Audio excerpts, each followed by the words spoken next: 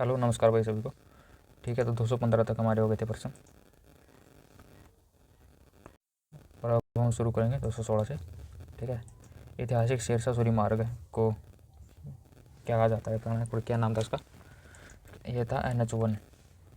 ठीक है, NH1 शेरशाह सूरी मार्ग के नाम से जाना जाता है और इस राजमार्ग का विस्तार को राष्ट्रीय राजमार्ग 2 कहा जाता है और ये मध्यकाल में यह मार्ग अमृतसर और कोलकाता को जोड़ता था। ठीक है, 217 दक्षिण पश्चिम रेलवे का मुख्यालय बताना है कहाँ पे? यह भाई हुबली। दक्षिण पश्चिम रेलवे का मुख्यालय हुबली कर्नाटक में स्थित है और इस रेलवे जोन का गठन 1 अप्रैल 2003 को किया गया था। इस रेलवे जोन में 3 मंडल हुबली, बेंगलुरु और मैसूर शामिल है। कृषि और पशुपालन से संबंधित प्रश्न है 218। निम्नलिखित में से किस फसल को आमतौर पर वर्षा ऋतु में बोया जाता है? बताना कौन सी बोई जाती है? ये बोई जाती है भाई खरीफ की फसलें। ठीक है, वर्षा ऋतु में बोई जाती हैं। खरीफ की फसल को आमतौर पर वर्षा ऋतु में बोया जाता है और यह खरीफ की फसलें मुख्यतः जैसे धान, मक्का, ज्वार, बाजरा, कपास, मूंगफली, मूंग, सोयाबीन की फसलें हैं और ये फसलें जून जुलाई में बोई जाती हैं और ये सितंबर अक्टूबर में, ठीक है, सितंबर अक्टूबर में काटी जाती हैं। इसके बाद ये मेरिनो भेड़ की उत्पत्ति कहाँ से हुई ये पूछा है। ठीक है, तो ये है भाई स्पेन से। मेरिनो भेड़ की उत्पत्ति स्पेन से हुई है और यह एक उच्च गुणवत्ता वाले ऊन वाली भेड़ की नस्ल है और इसकी उत्पत्ति 12वीं शताब्दी की शुरुआत में हुई थी और यह भेड़ दक्षिण अफ्रीका, ऑस्ट्रेलिया, न्यूजीलैंड में बहुत लोकप्रिय है। इसके बाद 220वां निम्नलिखित में से कौन सा भारत में फलों का कटोरा किसको कहा जाता है ये बताना। ये कहा जाता है भाई हिमाचल प्रदेश को। ठीक है, फलों का कटोरा।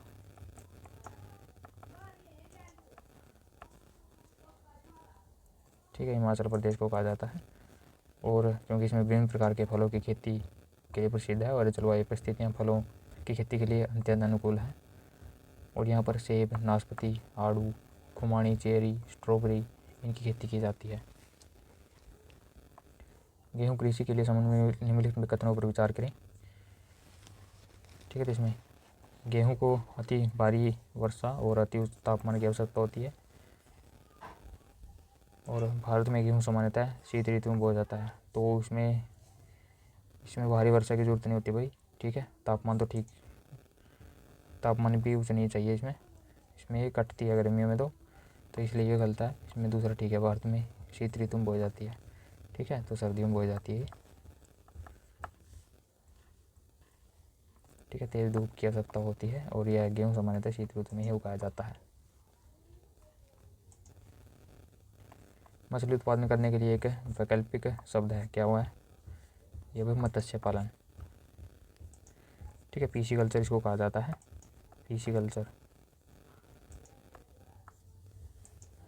और मछली पालन मछली की खेती ये या तालाब या टैंक से की जाती है। इसके बाद 23वां है पशुओं के गोबर और पेशाब को अपघटित मिश्रण कहा जाता है। क्या कहा जाता है? इसको कहते हैं भाई खेतों के पास। ठीक है, जो खेतों में उर्वरक वगैरह जो उसको बनाते हैं ना, हाँ, जो उनके गोबर से खाद बनती है तो उनको ये गाद भी कहते हैं इसको। इसके बाद खेत के पास को पारंपरिक जैविक खाद भी कहते हैं और यह पशुओं के गोबर, पेशाब और बिस्तर सामग्री जैसे भूसे, पत्तियाँ और जो और वन्य अवशेष होते हैं पौधों के, इनके द्वारा जैविक उर्वरक के रूप में उपयोग करते हैं इसको और इसका उपयोग मिट्टी की संरचना में सुधार के लिए होता है। फलीदार फसल कौन सी है बताना भाई इसमें। इसमें वे पौधे जो वैश्विक रूप से संबंधित होते हैं, ठीक है, वो फलीदार पौधे कहलाते हैं और इस वर्ग में पौधे मृदा वायुमंडल की नाइट्रोजन को नियत करने के लिए सक्षम होते हैं। उदाहरण के लिए मूंगफली, मटर, तूर, सोयाबीन, शीशम और सनई। ठीक है, ये भाई फेवेसी ग्रुप के पौधे होते हैं।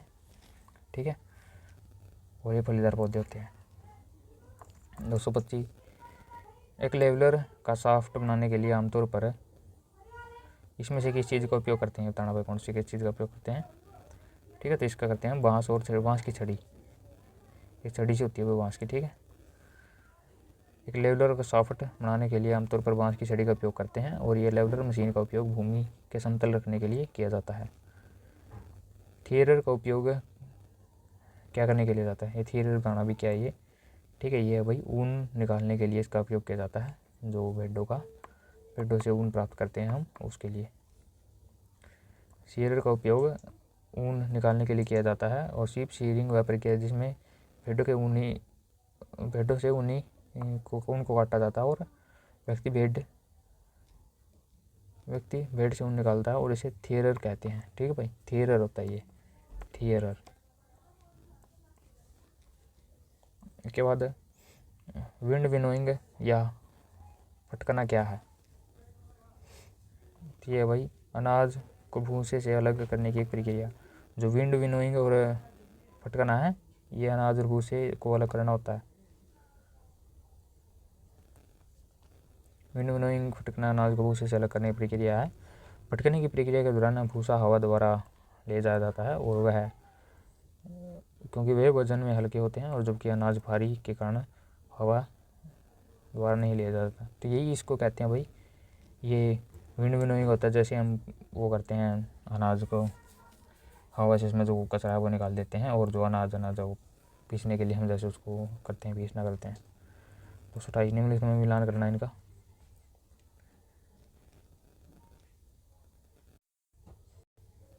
ठीक है। फसलों का आवर्तन सिलसिलेवार तरीके से खेत में अलग अलग प्रक्रियाओं द्वारा फसलों को उगाने की प्रक्रिया होती है, ठीक है, आवर्तन।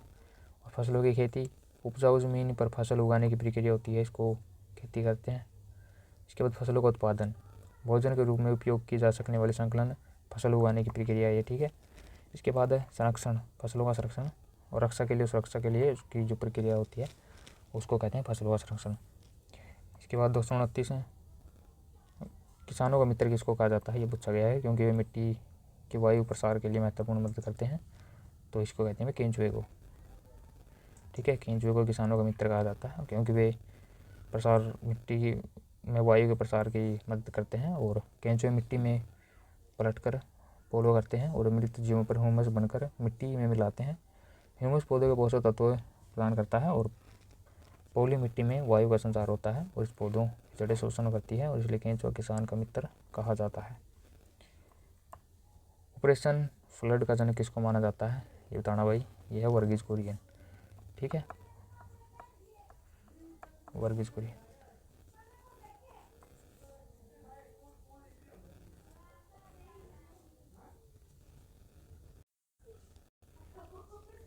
तेरह जनवरी 1970 में इसकी शुरुआत हुई थी भाई। इसका उद्देश्य है दूध की कमी को दूर करना था और ग्रामीण आय को बढ़ाना था और ग्राहकों को उचित दाम पर दूध उपलब्ध करवाना था। इसके बाद नेक्स्ट, विश्व स्तर पर दूध उत्पादन के लिए भारत में स्थान प्राप्त है, तो पहला स्थान है भाई दूध में, ठीक है।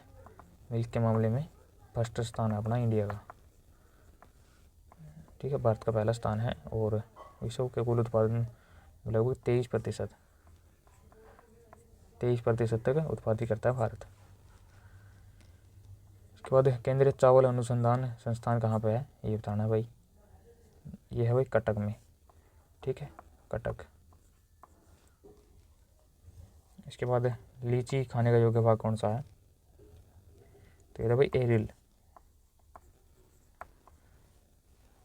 लीची का जो खाने योग्य भाग है उसको एरिल कहते हैं या बीज चोल वो होता है और एक गुद्देदार अवतरण होता है या बीज को घेरता हुआ है, ठीक है। और जो लीची होती है उसमें बीज होता है, इसके ऊपर जो भी वो होता है ना, इसको खाते हैं, तो इसको क्या कहते हैं, एरिल। गेहूँ होने के उपयुक्त मौसम कौन सा है, गेहूँ कब बोई जाती है, पूछा भाई, ठीक है। गेहूँ बोई जाती है अक्टूबर नवंबर में भाई, ठीक है। 36 किस्मों की बुआई दिसंबर में की जाती है और यह कृषि विज्ञान के अनुसार गेहूँ की बुआई के लिए औसत तापमान 22 डिग्री, कई बार पूछता है ये, 22 डिग्री तापमान की ज़रूरत होती है, ठीक है। इसके बाद नेक्स्ट, कृषि की वह शाखा जिसमें दूध और उसमें व्युत्पन्न उत्पादों के लिए पुष्पों के व्यवस्थित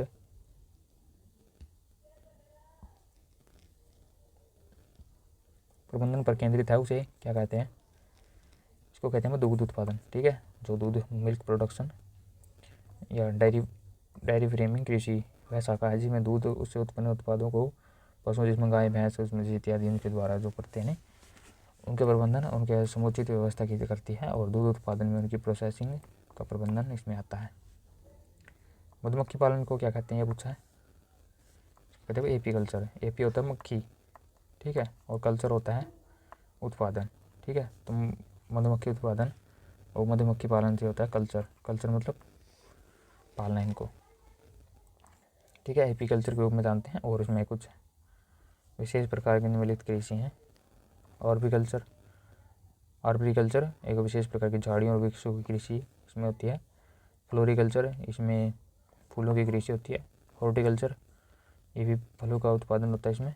ओलेरिकल्चर, ओलेरिकल्चर सब्जियों की कृषि होती है। इसके बाद वर्मिकल्चर, वर्मिकल्चर होते हैं भाई जैविक खेती, ठीक है। वर्मिकल्चर पर जिसमें कृषि में खाद बनाई जाती है और जैविक उत्पाद विशिष्ट पोषक तत्वों की सामग्री विघटित करने के लिए कृमि द्वारा बनाए गए कृत्रिम पालन की वैज्ञानिक प्रक्रिया। खरीफ फसलों का उदाहरण है तो ये भाई धान और मक्का, ठीक है। जो धान और मक्का है ना ये खरीफ फसलें हैं, ये बोई जाती हैं जून जुलाई में।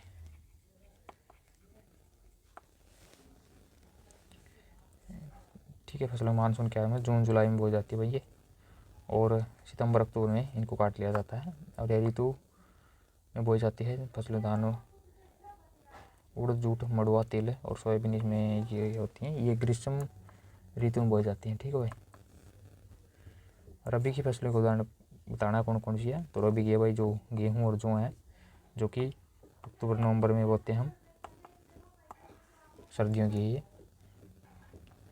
अक्टूबर से दिसंबर तक बोते हैं।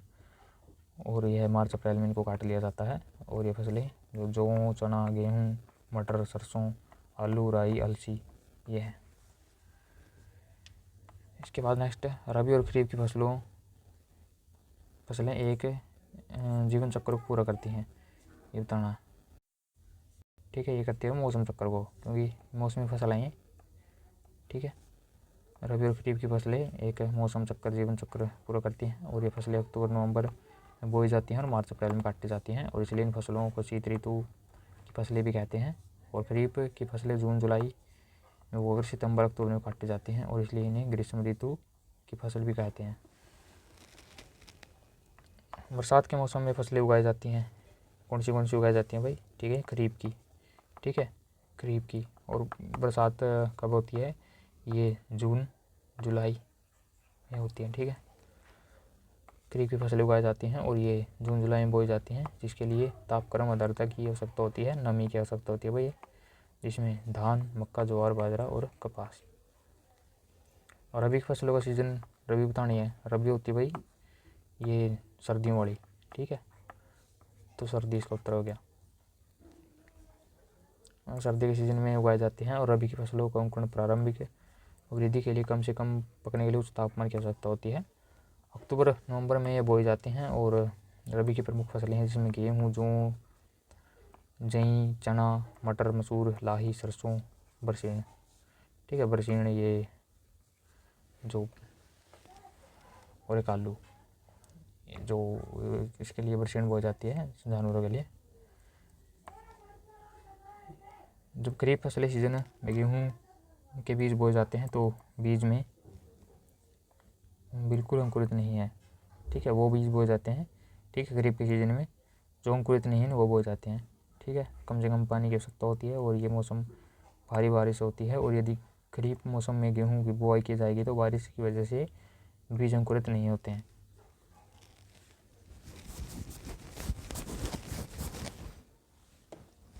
इसके बाद नेक्स्ट है कपास की खेती के लिए निम्नलिखित में से कौन सी प्रकार की मिट्टी उपयुक्त है बताना है, तो यह है मृदा मिट्टी यानी रेगूर मिट्टी,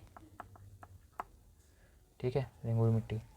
कपास की खेती के लिए काली मिट्टी या रेगूर मिट्टी सर्वोत्तम होती है, ठीक है। और दक्कन के पठार में काली मिट्टी के प्रकार, काली मिट्टी के कारण यहाँ पे कपास की खेती के बड़े पैमाने में की जाती है, ठीक है। कौन सा पठार, दक्कन का पठार, जो कि महाराष्ट्र, गुजरात और आंध्र प्रदेश में की जाती है,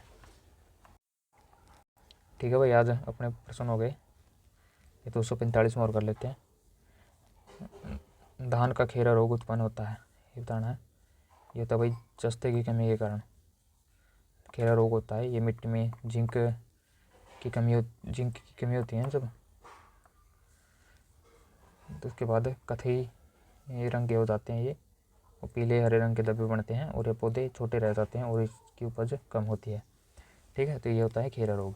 ये जी जो चावल की है धान की उसमें होती है कमी।